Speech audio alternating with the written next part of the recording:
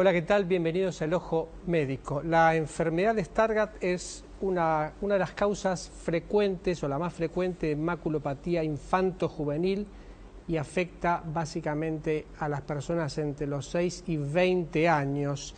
Es una enfermedad que produce la disminución de la agudeza visual, pero uno de los problemas, entre otros que tiene, es que es de difícil diagnóstico. Vamos a hablar con un especialista en el tema, el doctor Patricio Slotman. ¿Cómo te va, Patricio? ¿Qué tal? Encantado. Médico oftalmólogo de la Organización Médica de Investigación. Bienvenido. Vamos a hablar, contanos un poco de qué se trata cuando hablamos de la enfermedad de Stargardt. Bueno, la enfermedad de Stargardt es, bien como vos dijiste, una enfermedad que afecta a niños entre 6 y 20 años, afecta la visión de estos niños, mayormente podríamos decir entre 8 y 12 años, si quisiéramos achicar un poco ese rango.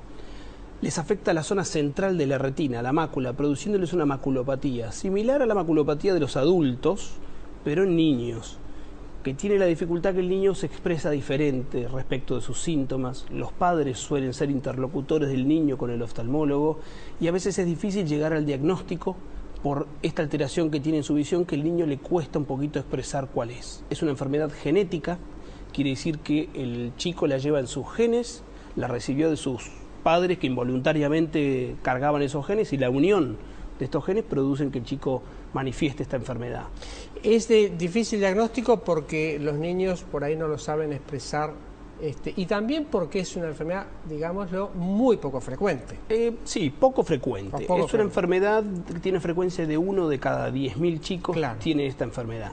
Pero ese que tiene la enfermedad la pasa muy mal, porque le cuesta mucho llegar al diagnóstico. Mientras tanto, los años que tardan en llegar al diagnóstico, se generan muchas ansiedades, muchas dificultades respecto de la escolaridad. El colegio a veces no interpreta bien el problema que el chico tiene, y eso a veces viene de la mano de que el chico no tiene un diagnóstico correcto todavía. ¿La pérdida de visión puede llevar a la ceguera en este caso, en el caso de esta enfermedad? A la ceguera de lo que se llama ceguera legal, digamos. Dificultad para leer textos, dificultad para ver el rostro, usar el teléfono, cosas que afectan muchísimo la calidad de vida de estos chicos, por supuesto, pero no la ceguera absoluta que la gente conoce como estar en un cuarto oscuro. La visión periférica en general, en la mayoría de los casos, está conservada y los chicos se pueden desenvolver. Al ser niños, tienen una muy buena adaptación también y se pueden desenvolver sin ningún problema en sus actividades recreativas, vamos a decir.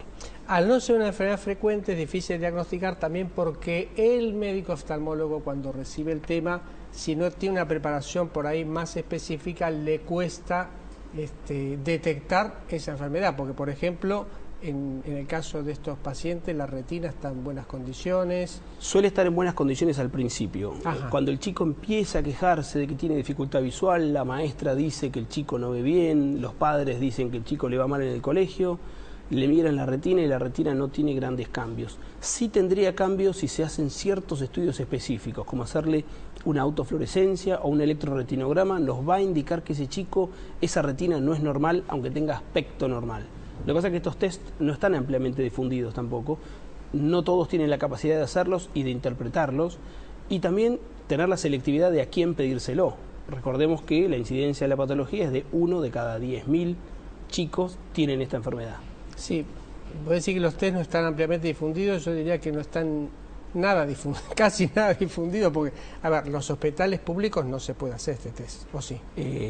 No que yo sepa. En hospitales públicos no. No que yo sepa. Y en sanatorios privados, ¿cuántos conocés que se puede hacer este tipo de test? Y hay algunos, vamos a decir, por ejemplo, la electrofisiología, hay algunos lugares donde se puede hacer un electroretinograma en forma correcta. Lo que pasa es que muchas veces, los tiempos apremian y se hacen electroretinogramas que son no con una buena adaptación a la oscuridad y no con ciertos parámetros que exige hacer el test de buena calidad, digamos. Claro. Se hacen test muy breves por un tema claro, del costo del test. Exactamente, exactamente. Bien. ¿Cómo es la pérdida de la visión en el caso de un paciente de 6 años que esta enfermedad se le ha declarado? ¿Cuál es la graduación que se va perdiendo la visión con el paso del tiempo? ¿Con qué ritmo de aceleración o depende mucho de cada persona? Suele tener un comienzo pequeño, después hacer una aceleración de pérdida y después mantenerse. Los pacientes suelen caer hasta 1/10 de visión, o sea, quedarse con un 10% de la visión normal. Sí. Y a veces logran mantenerse así, aunque hay algunos pacientes que siguen perdiendo visión y tienen lo que se llama una visión inferior a 20/400, que sería una visión realmente muy Pero escasa. para llegar a ese 10%, ¿cuántos años pasan? Pueden llegar a pasar un par de años, pero, un par de años puede solamente. tener un comienzo muy rápido. Puede ser que en un par de años tenga toda la pérdida de visión y tenga una caída muy rápida. No es algo que es muy gradual. No es algo que sea así de una caída paulatina y lenta, sino que suele tener un escalón de caída y después se vuelve a mantener la visión en estos chicos.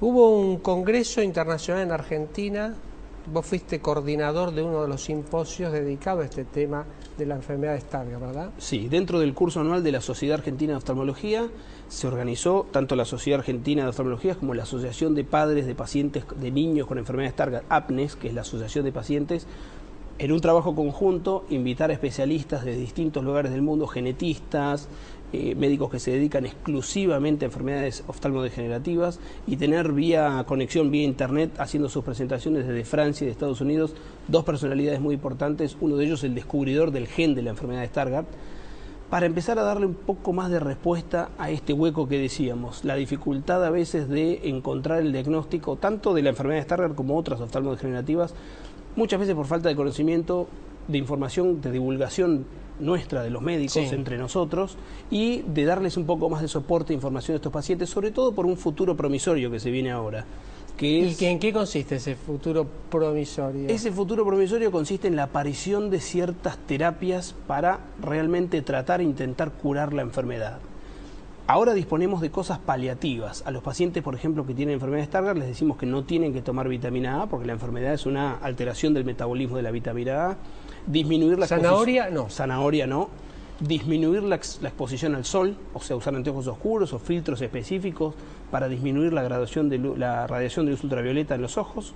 Y el futuro se viene por unas terapias que ya están entrando en lo que se llama fase 1 y 2 de tratamiento clínico. O sea, ya se está experimentando cosas que fueron un éxito en animales, se está empezando a experimentar en humanos, que son la terapia génica y el tratamiento con células madre. En distintos lugares del mundo se busca la curación ahora de algo que no tiene curación. Se apunta a la curación de esta patología, sí. La terapia génica consistiría en utilizar virus vectores que se los reprograma para que infecten la retina de los pacientes y cambien el ADN de estos pacientes dañados por el ADN reprogramado que se les inyecta adentro. Y la otra terapia sería la de las células madre, introducir células por abajo de la retina que produzcan factores tróficos que hacen que las células de la retina no se mueran. Bueno, esto es algo que se viene, pero ahora con los métodos convencionales, ¿cuál es el tratamiento más corriente para esta patología, para esta enfermedad? Tratamiento específico no tenemos ninguno, pero hay mucho trabajo por hacer en el sentido de divulgar la enfermedad para la cantidad de chicos que andan por ahí sin diagnóstico. Hacer un diagnóstico correcto, utilizando los test que exactamente hay que utilizar en este tipo de pacientes, tenerlos preparados a los pacientes para el día que lleguen los primeros estudios con terapias génicas, sepamos qué pacientes pueden entrar y qué no, y para eso necesitamos, además de tenerlos bien estudiados desde el punto de vista físico, conocer sus genes. Entonces hacer estudios genéticos un poco más detallados. De esa manera vamos a tener los chicos preparados para cuando aparezcan estas terapias y se pueda empezar a probar ya en una fase 3, pensemos, de estudio clínico, en una cosa un poquito más masiva, poder invitar a algunos pacientes de Argentina que participen en esto y si esto es exitoso, que ya esté disponible para todos. El uso de anteojos obviamente va acompañando el tema, ¿no? Los chicos tienen que usar anteojos comunes para mejorar, aprovechar al máximo la visión que tienen, protección solar y ciertos suplementos vitamínicos, como mínimo luteína y omega 3, 6 y 9. ¿Cuáles son los elementos que le pueden dar la pista a unos padres sobre que su hijo podría tener esta enfermedad de Stargardt? Pensar primero en lo más frecuente, que es que el chico necesita anteojos. Sí. Llevarlo al oftalmólogo, ver cómo responde, si responde bien los anteojos, problema solucionado, pero si no, no quedarse con el no diagnóstico. Seguir buscándolo hasta encontrar un retinólogo que les pueda orientar y decir, bueno, parecería ser por este lado. La idea es que haya mayor conocimiento y mayor disponibilidad de estos tests y que podamos detectar a estos chicos antes. La historia natural es que anden 5, 6, 8 años sin diagnóstico, digamos, pululando de consultorio en consultorio, dudando de si el chico ve o no ve, y el chico viendo cada vez peor. Claro. ¿Hay algún tema con los colores? Hay una cierta, la visión de los colores está regida por lo que se llaman los conos, es un tipo de fotorreceptor específico, y esos se ubican mayormente en la mácula, o sea que todas las maculopatías llevan acarreadas una alteración de la visión de los colores, pero no es el test para diagnosticar la enfermedad, es simplemente un hallazgo más que tienen estos pacientes. No es con un test de colores que nosotros vamos a detectar si este chico tiene un problema visual o no. Patricio Lotman, muchísimas gracias por haber participado en El Ojo Médico. Gracias a ustedes.